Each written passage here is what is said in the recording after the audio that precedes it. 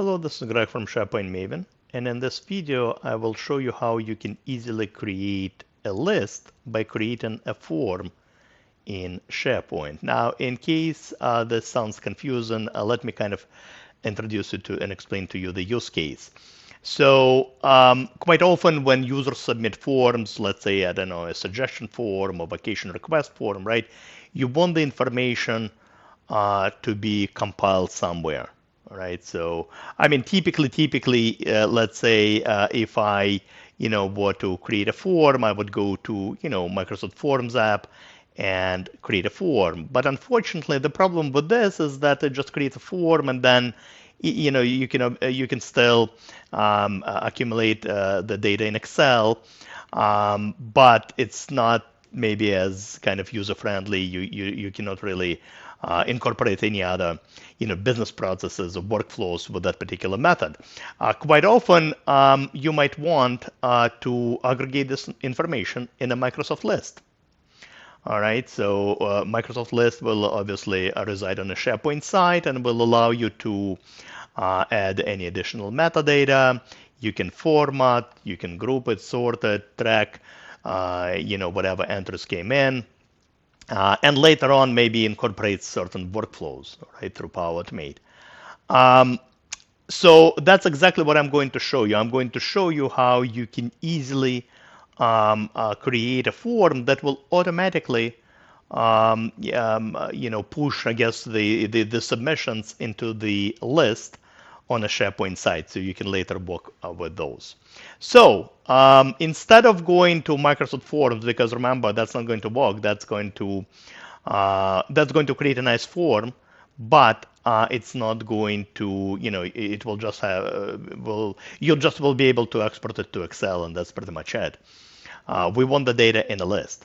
So what you need to do is navigate to the site where you want that list to reside. And it doesn't necessarily mean that the users need to have access to this list. I'll explain that later. This is just a site where the list will reside. So I have this human resources site, and I'm going to say new list. Or you probably, I don't know if you noticed this, we even have a shortcut, but let's try to select, list. But we do have list form. In here, click list. Kind of the same thing. And there are all this, essentially options that exist here. And right here, all right, this is the one that we want, the form. All right, so we can create one from kind of scratch and import from Excel. We are going to create one by building the form first. So I'm going to do that. And let's build vacation request, all right, vacation request form. All right, so that's what it's going to be. Yeah, let's not worry about the navigation. Here we go. And what's going to happen? So this is like, kind of, you see behind the scenes, the list is already there. The list is already there, created for us. But first and foremost, we are going to, create the form. And it actually came up with this, with this canvas over here for us to build a form. So here we go, it finally loaded. And yeah, now we just build a form like we normally would in Microsoft Forms. You can add a logo. Let's not worry about that. Let me just show you some fields. So we give it a name. And we are going to, so by default, of course, we need to have the title. We can say, what, we'll use it as a purpose of vacation, all right? Perfect. The next field we're going to add, now we don't necessarily need to add the name of those who are submitting it. Why? Because automatically, it's actually the column that will display that information is called created by. So it automatically, whenever you submit the form, it will automatically know who is submitting the form. All right. Yeah, we don't need to collect that information. You know what? We need to add start date and end date, right? So you just add a field, and this all the different column types that we have. in a list. So let's do start date. All right. And we are going to do another one. We're going to do end date. All right. Perfect. And by the way, I kind of skipped that, but we can make all of this required. All right. Because this is a title field, remember I repurposed that.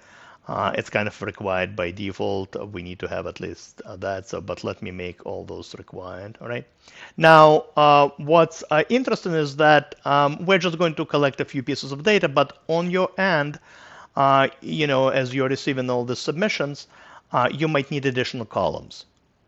And that's okay. We're not going to create them here, right? Because we just want our employees to fill in, the required information. But, maybe once I receive the form, the submission, I want to track and see if it's, and essentially say approved, rejected, stuff like that. Maybe have a notes column. We'll create that later. All right. We don't need to worry about it for now. I think that's about it. Now, just like with the regular form, we have branching capability. Our form is not complicated enough, for that. You have some themes and settings. I'm not going to really spend any time. Pretty, kind of straightforward. You know what? One other field I'm going to add. Maybe let's do manager field, right? That's going to be a person. So users can, essentially choose their manager, for example. And again, that's, let's make it optional, right? That's good enough for now. All right. And that's pretty much it.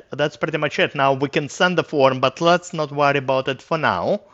Why? Because, we need to still do some stuff on the list side of things. So I'm going to close this. And as you can see, all the columns have been really built out here, all right, for us. So as forms come in, all the rows will be populated in this list. But, I want to also populate maybe some notes or status, right? Let's add status column. And this is not a column that my users will get to see. This is a column that my essentially only site owners will get to see where this list resides. And I'm going to say approved, rejected. All right. And you know what? I'm going to do something like this. When the new form comes in, let's make it, just like that in terms of color coding. All right. So 1 second. Here we go. But when the form comes in, obviously it's not approved, it's not rejected, it's received, right? I want to, at least this will tell me this is a new form. So I'm going to default to receive. So any, new form that comes in will get this, little tag. So at least this will tell me I need to take action on it, all right? So that's that. Perfect. And of course, you can add other columns. So hopefully you get the idea. Let's not worry about it. Let me show you this in action. To get back to the form, by the way, you just click Forms, and here we go. And you can have multiple forms, right? Maybe for different groups, you have different forms with different selection of fields. And yeah, you can actually just copy the link from here, or you can literally just click on the form and say, send form and copy link from here. And yeah, let me paste this now. Of course, it probably will be other people filling it out, but obviously, I'm just going to fill it myself. Okay, so I really need a break. That's the purpose. And my vacation will be from this date up until let's just do this date. And manager, I can obviously designate, let's say Mary, all right, just like that. And I click submit. That's it. The form has been submitted. Now, by the way, obviously it was me logged in here, but the user, what's very interesting is that the user does not need to have access to the site. So this list could be residing on a private HR site, for example, right? That's only restricted to a few people. They never need access to the site itself. And that's one, the beauty about this particular method, because obviously after they submit, it's only, certain people should see the submissions. Let's refresh the screen, and just like that, this came in, and look at this, it registered my name. Remember, I didn't even need to fill out my name because it knows who created the entry, right? It's the user who is logged in, and here is the all this other information. And look at this, the status is automatically received. All right, so now, for example, if I want to change it, I can just literally go and say approved or reject, and reflect it like that. All right, on the list. And of course, you can create your own views. I mean, at this point, I don't want to say it's kind of independent of the form because it's not, but at the same time, you can literally, change the order of these columns. You can, create your own views, groups, sort, filter any way you want. All right, but that's all I wanted to show you in this video. As always, happy to see you on my blog, SharePointMaven.com, as well as my YouTube channel. Have a good day. Goodbye.